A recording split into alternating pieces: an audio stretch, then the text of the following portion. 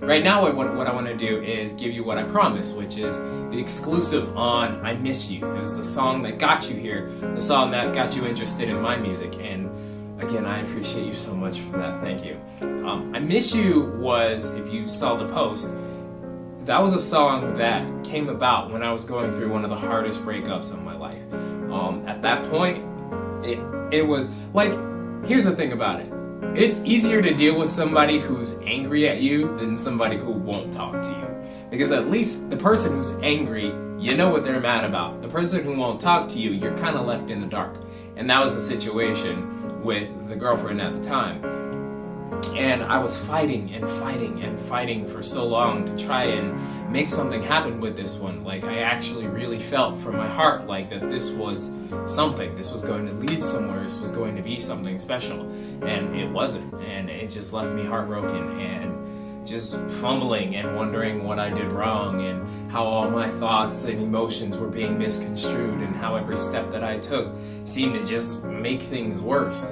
And I realized something coming out of that relationship was sometimes we fight so hard to make some things happen, and not just in relationships. Like, we fight for that job, or we fight to do our passion, or we fight to be a specific type of person and help our friends or whatever it is, and you fight and fight and fight and fight, and you seem to be getting nowhere and pissing off everybody around you, and you're wondering what's going on. And in some of those situations, you just have to withdraw and just let it go. And sometimes, even though you have a passion for it, even though you're trying to find that spouse or whatever, get that job, the route that you're going is just leading to a dead end.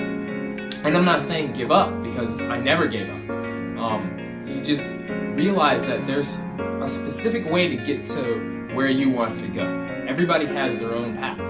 And sometimes the way that you think is the right way isn't at all. And so that's one of the biggest lessons that came out of I Miss You. And so what I did was, when I was going through that relationship, I would just get out my songbook and write. I actually started writing when I was 10 and my parents got divorced.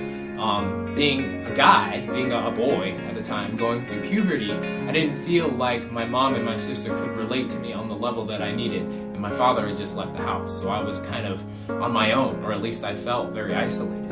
And I believe it was in school where the idea of a journal came up. Pardon my voice, I had a gig this weekend and I'm still kind of recovering from it. The idea of a journal came up, and I was just told that I could write whatever I wanted to write in the journal, and so that's what I did.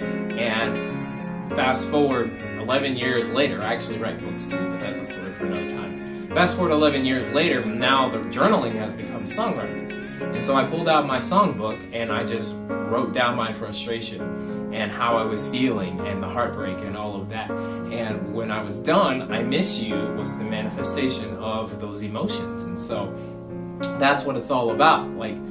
You can go through so much and still not get to where you want to go, but sometimes that's okay.